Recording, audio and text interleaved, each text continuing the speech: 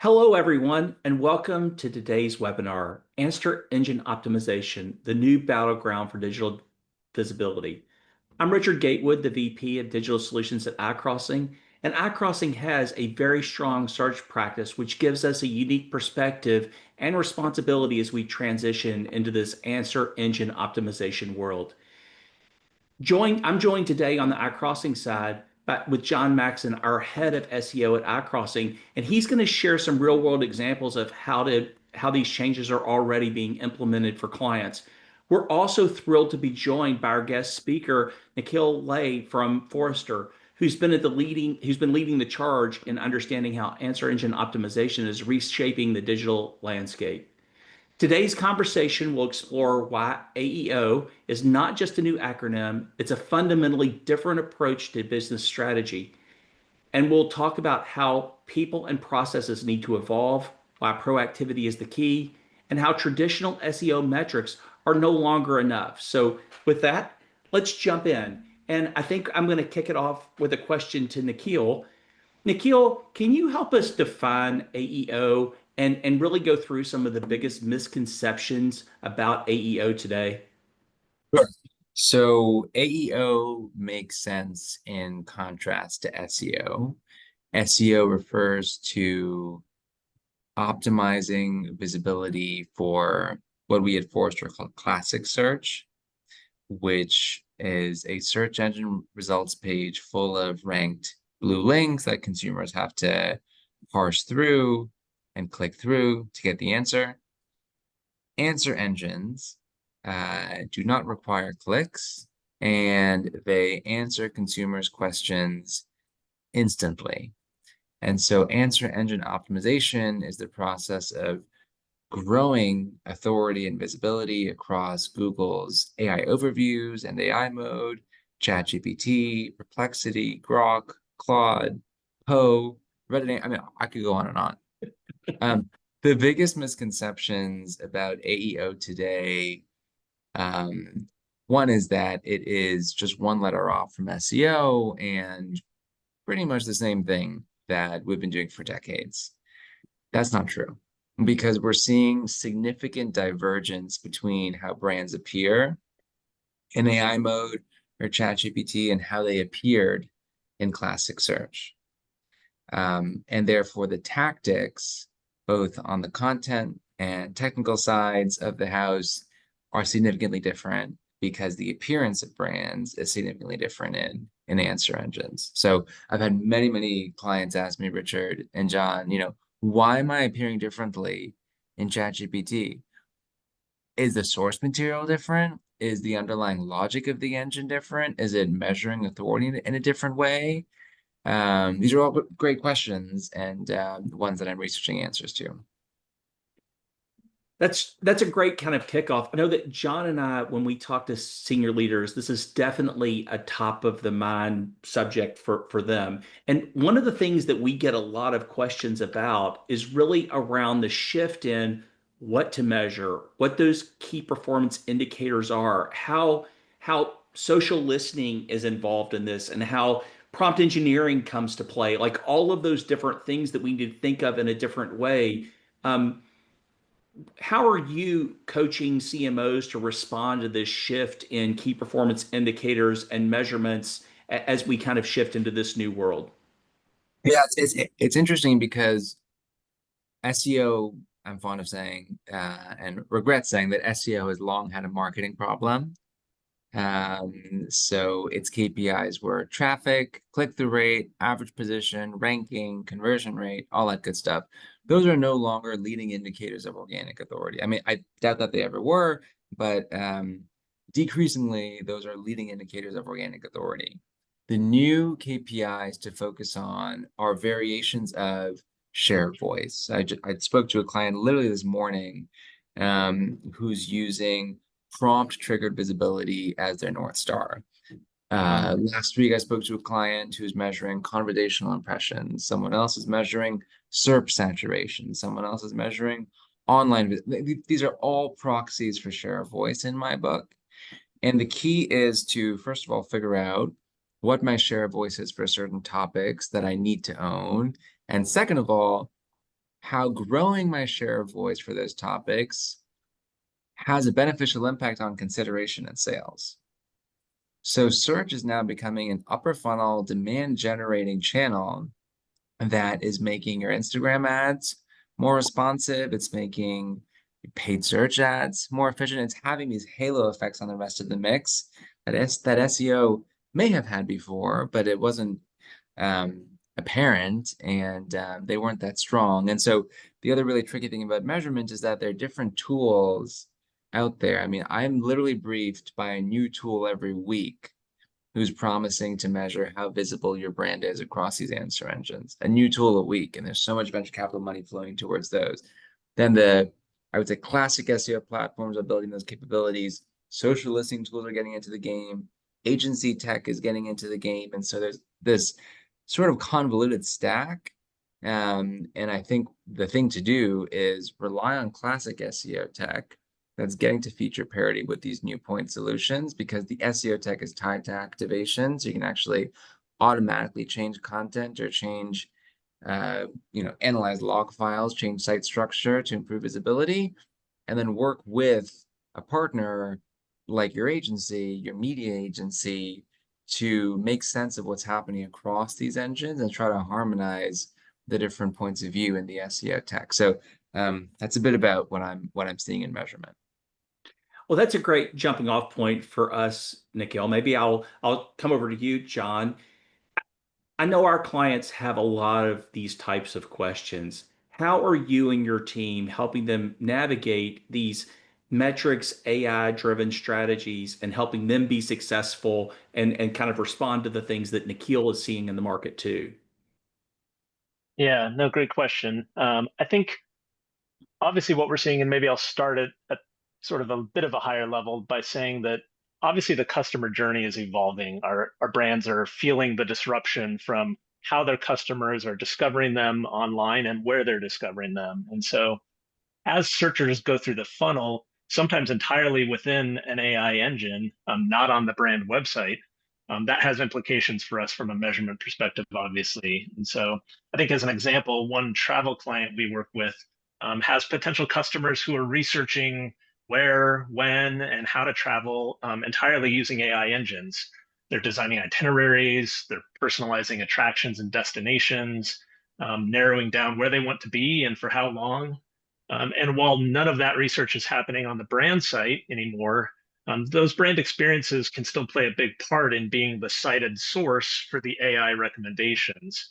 And I think we can talk a bit more about that later. But coming out of that sort of new reality is that brand strength is becoming a lot more important to SEO as the AI engines express direct opinions about a brand in a way that Google never did historically.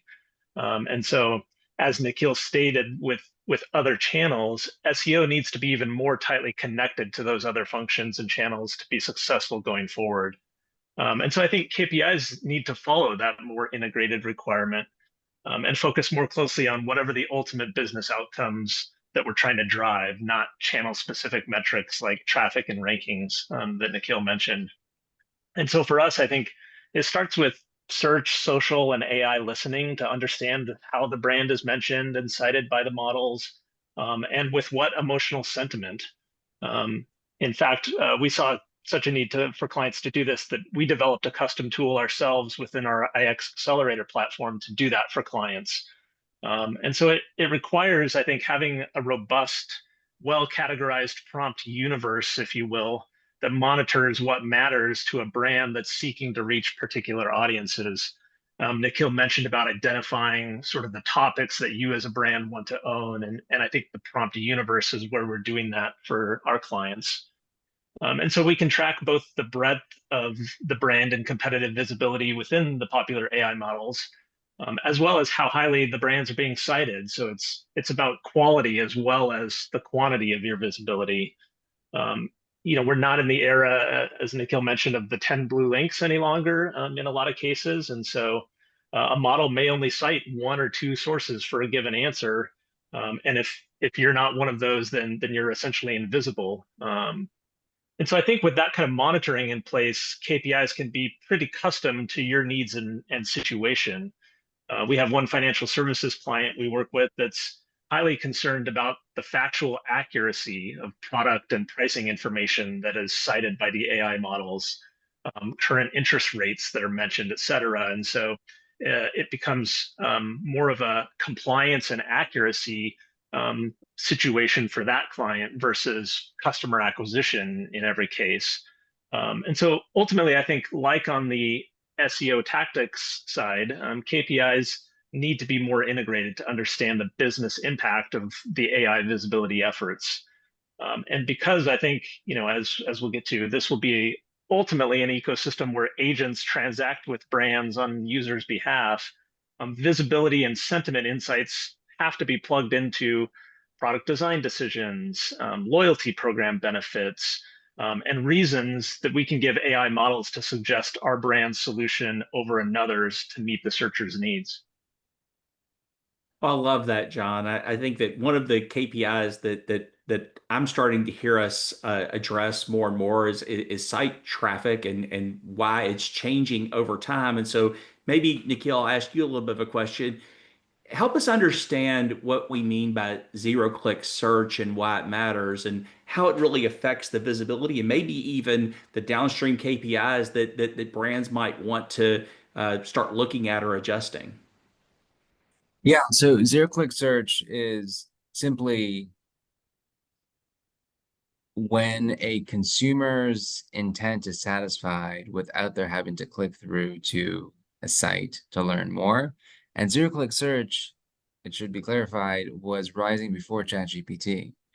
But it was always contradictory and continues to be contradictory to Google's core business of pay-per-click advertising. So in 2019, 2020, 2021, zero-click search was rising, but Google was, I think, artificially limiting its popularity because it would undermine the tens of billions of dollars of PPC spend that brands and agencies funnel through Google. Now the cat's out of the bag. And zero-click search is, by design, more efficient, and consumers realize that. Some really interesting Forrester data that we found shows that the search session is much shorter on answer engines than it was on classic search.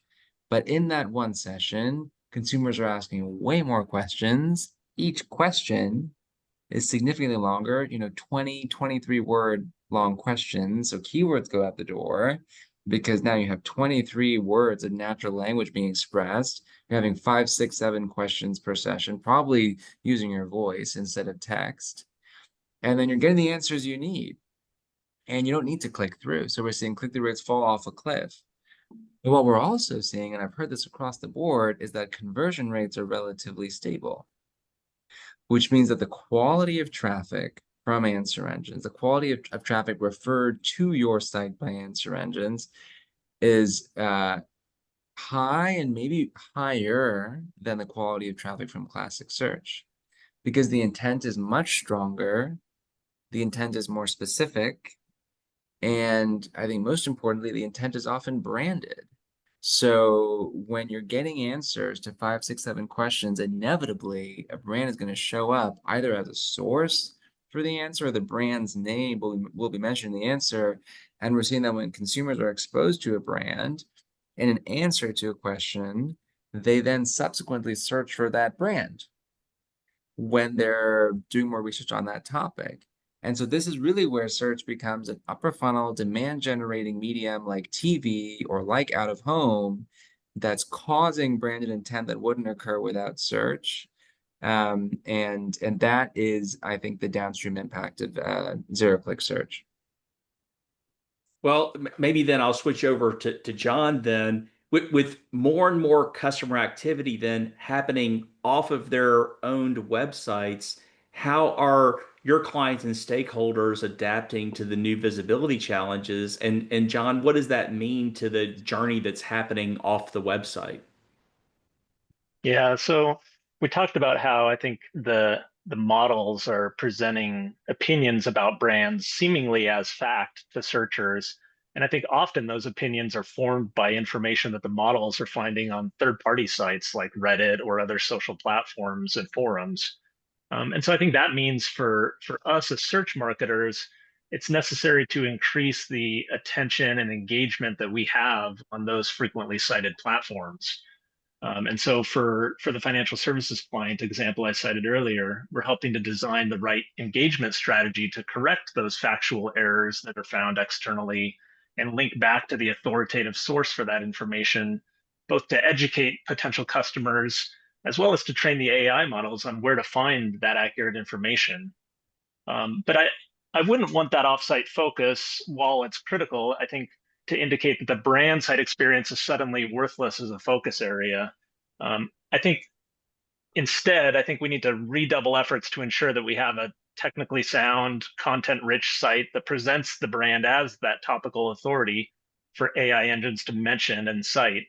And so for a couple other clients, a Travel One, a B2B client that come to mind, this traffic disruption from AI search has caused a bit of an awakening to the urgency of resolving some of those technical issues and enhancing site platforms to enable smooth AI retrieval and better semantic understanding of content. And so we've always, as search marketers, loved to partner with technical teams and help them get the credit that they deserve for strong SEO performance. And I think this has opened a bit of a new door for that mindset to continue as we work even more closely with them and other brand teams to prioritize the projects that are going to matter the most.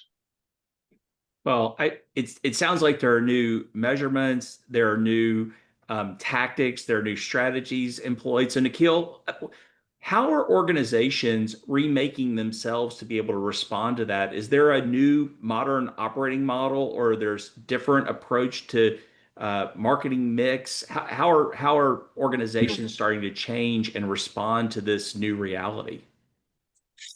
Yeah, it's really interesting because now the CMO is talking about SEO, which never happened before, to SEO's detriment. It was amazing. We got some survey data back from across our 500 biggest customers, and on average, they're spending like $1 to $2 million a year on SEO. Mind you, these are brands who are spending hundreds of millions of dollars a year on paid search. SEO is obviously not tens of thousands of times less effective, but it can feel that much harder to measure. There's no equivalent of ROAS for SEO, right? I mean, it's a slow burn. It's very hard to prove the value of. But all of a sudden, see, I was in a session last week with a bunch of CPG brands, and we were talking about their ad tech stack, and they're like, yeah, interesting. Well, let's talk about SEO. Like, okay, paid media, yeah, fine. But like, let's focus on earned and owned. And I was like, oh, okay. So, so the hype is actually really helping the discipline. And so in terms of org changes, the difference is that now people who understand answer engine optimization have political capital within brands and agencies to create the center of excellence and publish guidance. Hey, copywriter, when you're writing copy, you know, make sure that the copy adheres to this checklist so that it's going to be more likely to be cited by Bing or by Google or by others.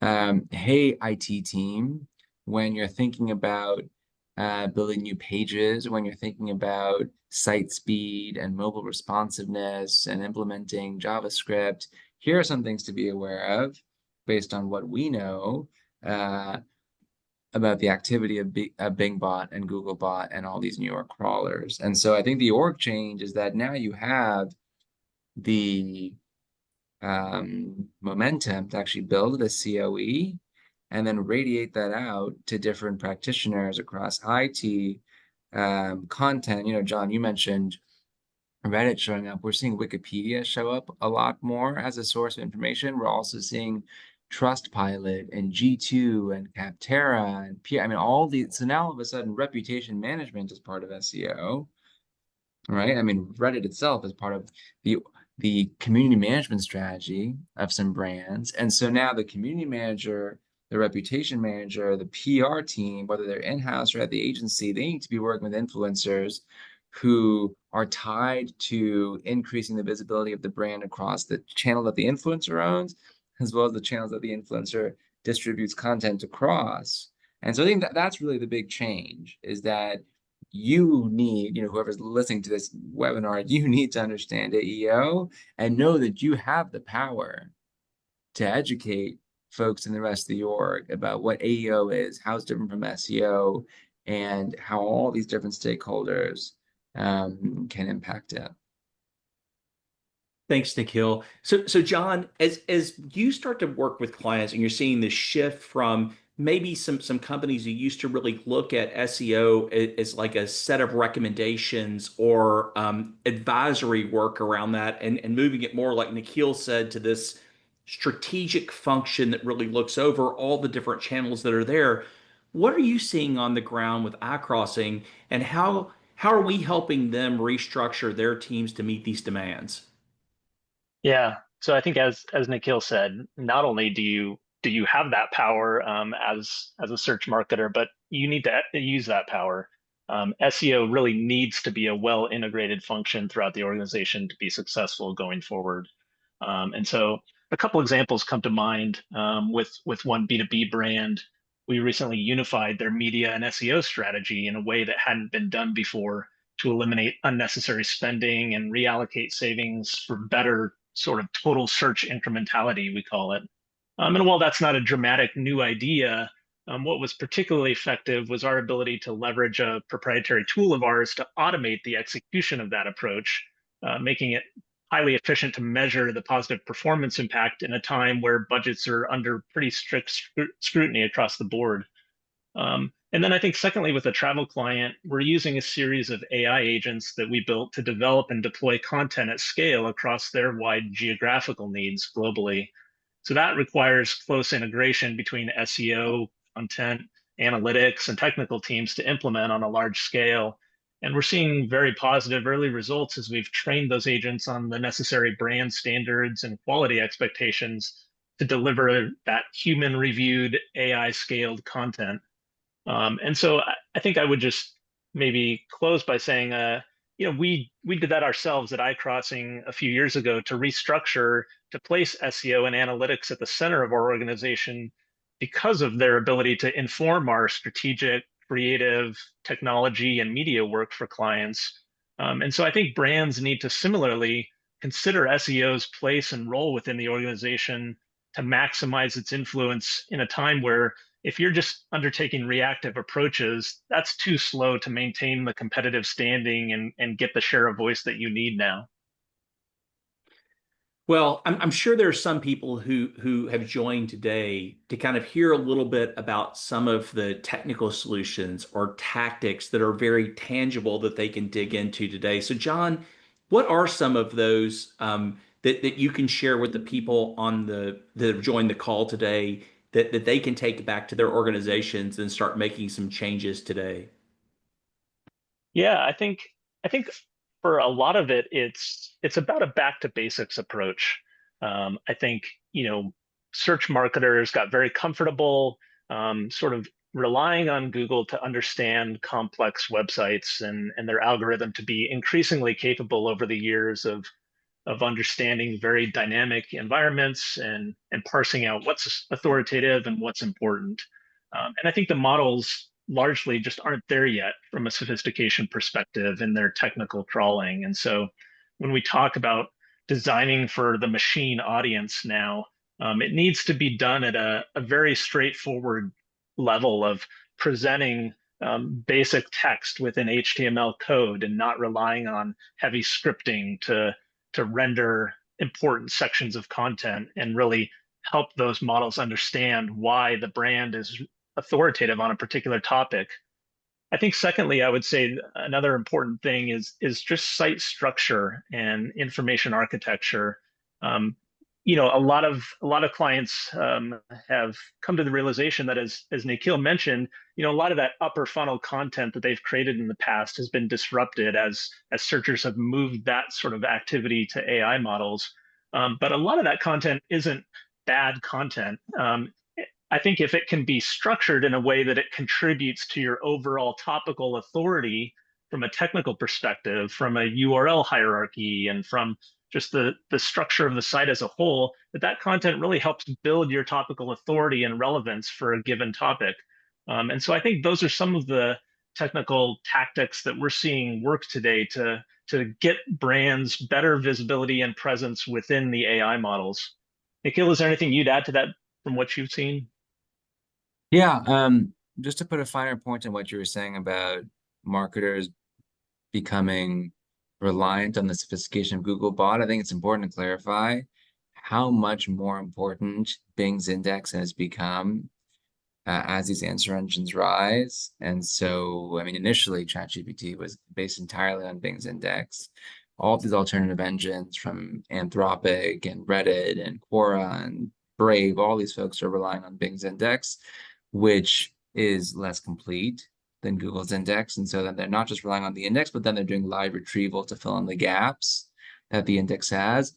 They're also therefore relying on Bing bot, which tends to prioritize what others say about you over what you say about yourself. Hence the prevalence of Wikipedia and Reddit and Quora and fora like that. And so whenever you're updating a sitemap or monitoring indexation issues, now it's important to push that sitemap update directly to Bing, which maybe you weren't doing as much before since nobody used Bing.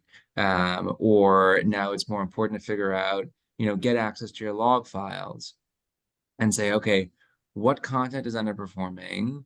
How is BingBot actually navigating our site? Is our click depth insufficient in some places? Is our page not optimized for mobile? Is our page not loading in less than 3 seconds? I mean, so the headline here is that because BingBot is less sophisticated than Googlebot, it's actually, I think, a blessing in disguise, because then the site becomes more intuitive and easier to navigate, because Googlebot was so adept at like inferring intent and things like inferring context. The site could be a little messy. I mean, there could be heavy JavaScript and still Googlebot would understand the concept. But now the sites are simpler, they're more intuitive, and really what's good for bots is good for consumers and vice versa. It's not like, I mean, I've had some clients ask me, okay, how do I optimize my site for machine readability? It's like, optimize it for the customer experience, right? Like what's good for the three of us is going to be good enough. I mean, that's what these bots are looking for is what is going to be most intuitive and simplest and most elegant for humans to consume. So it's not like there are these two different motions, one for machine readability and one for CX. No. CX and bot optimization are two sides of the same coin. Anyways, I'll get off my soapbox. Well, it sounds like there's a lot of basics that are still applicable, but there's a nuance that you're talking about. You both are talking about. Nikhil, are there any checklists or guides from Forrester that would help somebody who navigates through some of this? Yeah, they're coming. It's funny you asked that. It seems like my research director planted that question. Yeah, they're coming. They're coming. Actually, we're working on them today. So by the end of October, I'm hoping to have published a report on answer engine optimization best practices, 5 things to do when you're creating content, 5 things to do when you're monitoring site health, and a few different things to do when you're measuring authority. As a quick follow-on to that, I'm also researching how consumers will shop on answer engines, and therefore, as more commercial intent is expressed on these engines, how the engines will monetize, whether it's through ads or through an affiliate network.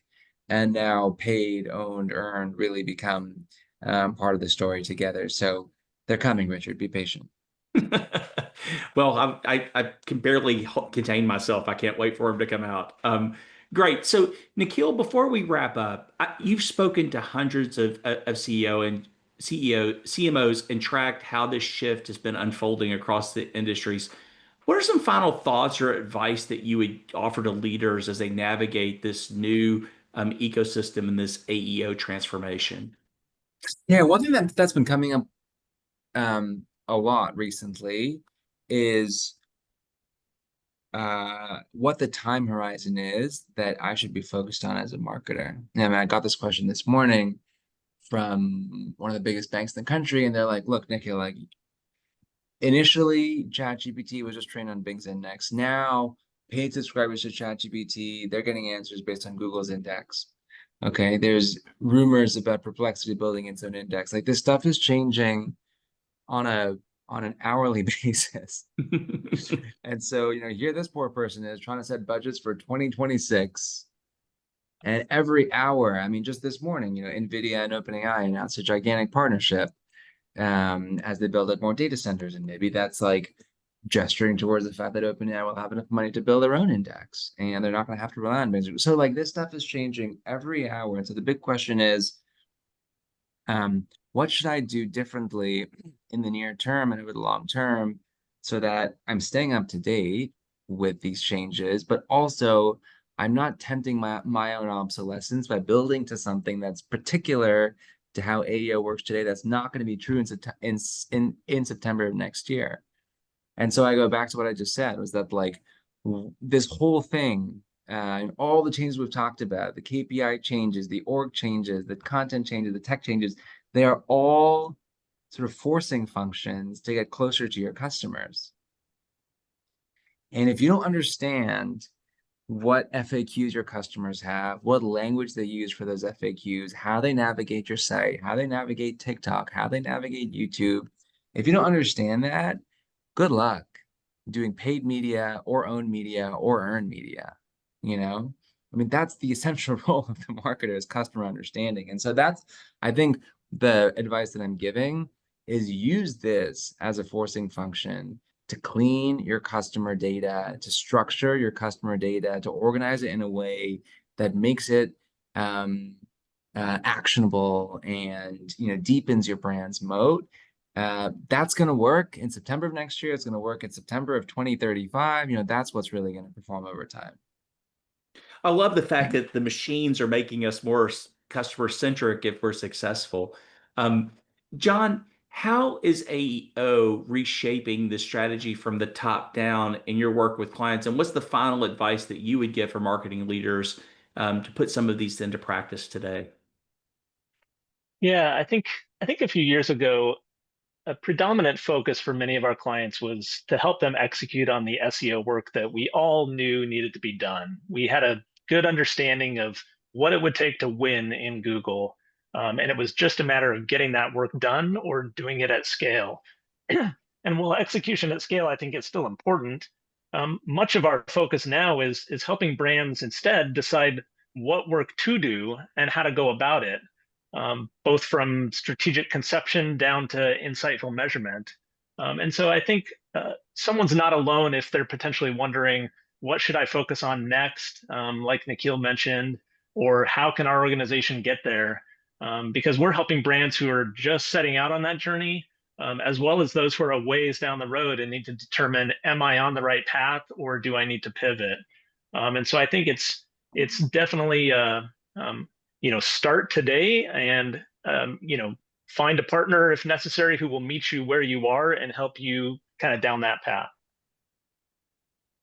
Okay, great session today. I think one of the things I'd love to wrap with is let's get our crystal balls and let's talk about the future. So, Nikhil, maybe you first. What do you think that things look like this time next year? Yeah, so I'll speak to that second report I'm working on about how consumers will shop. I believe that all three of us this time next year and the millions of people like us are going to be regularly checking out on ChatGPT, Perplexity, AI mode.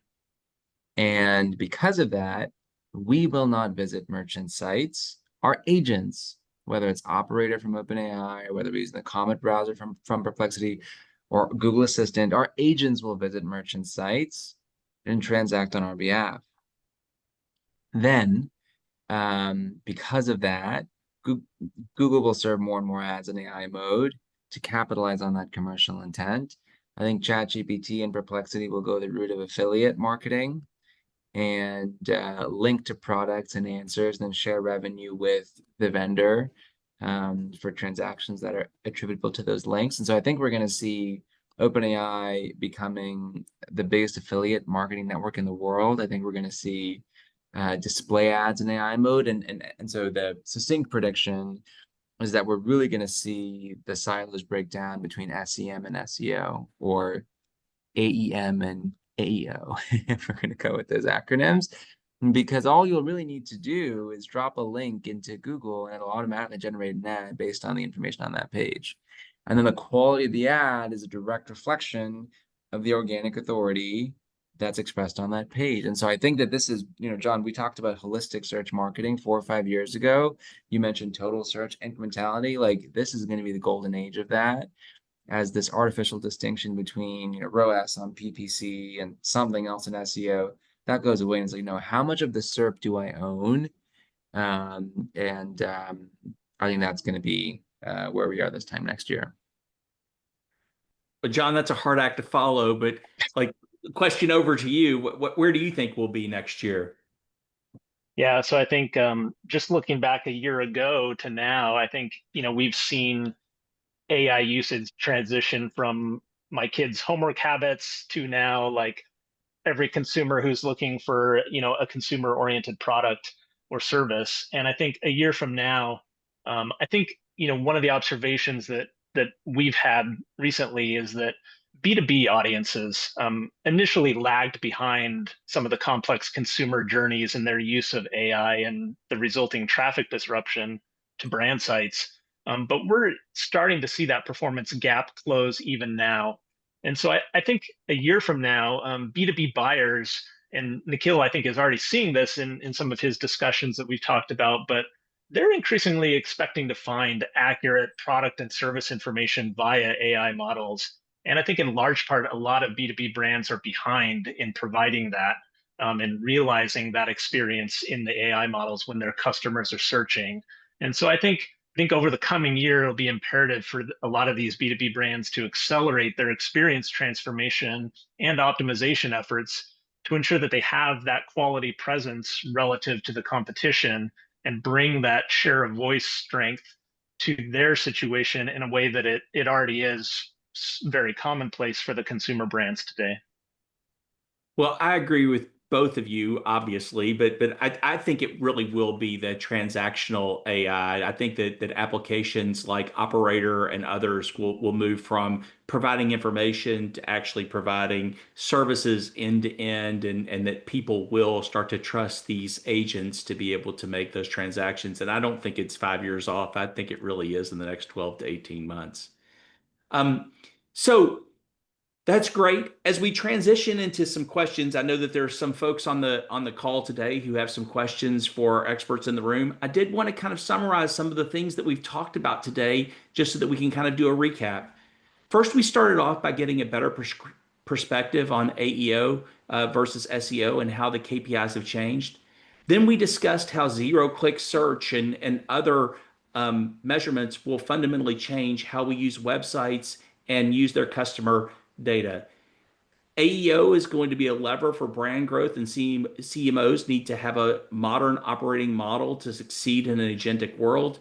And there's an opportunity for brands to reset their content marketing workflows and re-architect their sites to be optimized for AEO. So lots of great insights today from you two gentlemen, and I really do appreciate the time today. So I think we've got time for just a couple of questions here on our call today. So maybe the first question we have that's coming across, somebody who's a CMO is asking, how do I figure out a budget for this? Just a simple way of trying to think through like the budgetary constraints and how much to put on this and how much to put on other things, I would imagine. Maybe that question to you, Nikhil. Yeah. So I'm seeing most of our clients budget for AEO in the way that they budget for SEO, with a caveat. The caveat being that the AEO process is much more cross-functional than the SEO process was. So you need to get social media managers involved, PR agencies need to be involved. And we talked about the community managers or reputation managers, all these folks are involved. And so I would say that maybe there's an opportunity. I haven't dug into this much with clients yet, but it's a good question. Maybe there's an opportunity to share resources across better resource. The social team has way more resources than the lowly SEO specialist usually does. Maybe there's an opportunity to sort of share resources and amortize costs across different teams. since so many functions are involved in this process.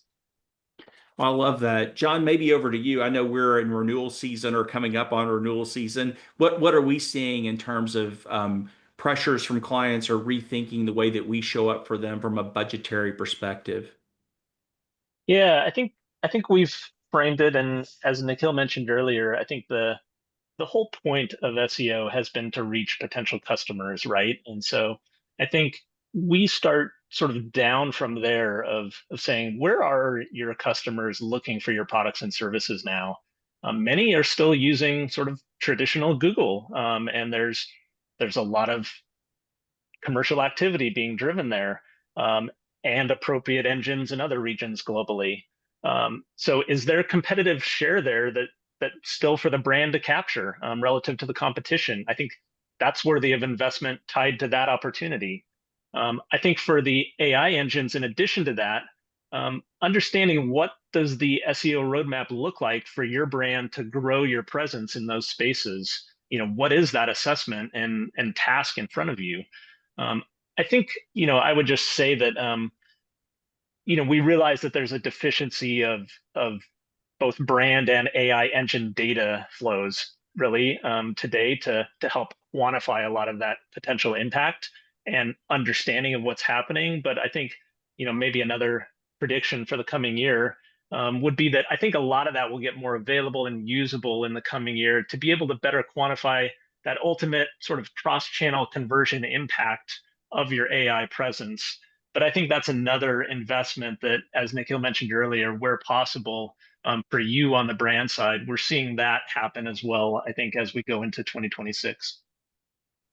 Well, John, maybe you can hold on to the mic for the next question then, and we'll have you kick off the first path of it. It's how should I optimize my content to make it more visible? And I know we've talked about some of the tactics that go along with that, but maybe this is a time to double click into that a little bit more and to make sure that we've got the finest point that we can so that people come out of this with some really actionable things that they can take back to their organization. Sure. So I think our experience has been that you can't any longer just pack a page with keyword stuffed text, that's 3,000 words long to chase visibility on Google, like you could historically. On the AI engines, value and credibility matter a lot more. So we talk about concepts like differentiation and helpfulness and trust. And so I think how that translates into content is being able to infuse those unique points of view that you as a brand have into shorter, more direct, well-structured content that answers questions that you, as Nikhil mentioned earlier, if you have a good understanding of your customer, you understand, what their likely questions are that they have about a given topic. And so I think if your content is directly answering those questions in a shorter, more direct fashion, that's a successful approach that we've seen so far in translating your brand site content into AI visibility. Nikhil, do you have anything to add to that? Yeah, I would just say that I think content velocity is becoming more of a lever here. So updating content frequently, keeping it fresh, and also diversifying the type of content that you're publishing. So I mean, right now ChatGPT is not visual at all, but you can bet the farm that it's going to For be sure. as visual as Times Square at some point soon. And so, you need short form videos, long form videos, infographics, um, calculators, these sorts of assets that you can use to collect first party data, listicles. You need all that stuff to demonstrate um, that you can provide some sort of like surround sound across YouTube and TikTok and LinkedIn and Reddit and ChatGPT and Wikipedia and all that. And that's how you demonstrate, the richness and relevance of your authority. And so I would say that's a big difference. And the other big difference I think is in terms of authorship. And there's sort of two different ways that people have approached this. Some people say, okay, let's get all these influencers, these like micro influencers, to start talking about our brand, and there'll be this rising chorus of them, and they'll demonstrate authority on our behalf. Others are saying, no, let's not go the root of UGC and democracy, let's get the most qualified people to talk about our brands. I was talking to a pet food brand who's hiring vets, for example, veterinarians. And they're having them write like scientifically rigorous academic grade content. Both approaches are working, which is really interesting. So it just depends on your vertical, of course. It depends on whether you're selling money or health or shoes or whatever it is. But I think both approaches have merit, to go the sort of top-down route and go with like the most authoritative content, or go bottom up and have this chorus of various voices swell to demonstrate your organic authority. Well, I wish we had all day. I could talk about these subjects all day long, but that puts us right at time. And I really thank everyone on the call for joining us today and tuning into this webinar. I'm sure that Nikhil would love to hear from you and you to follow up with him. We would love to talk to you more about your business challenges that you're facing in your organization and how iCrossing can help you navigate your AEO strategy.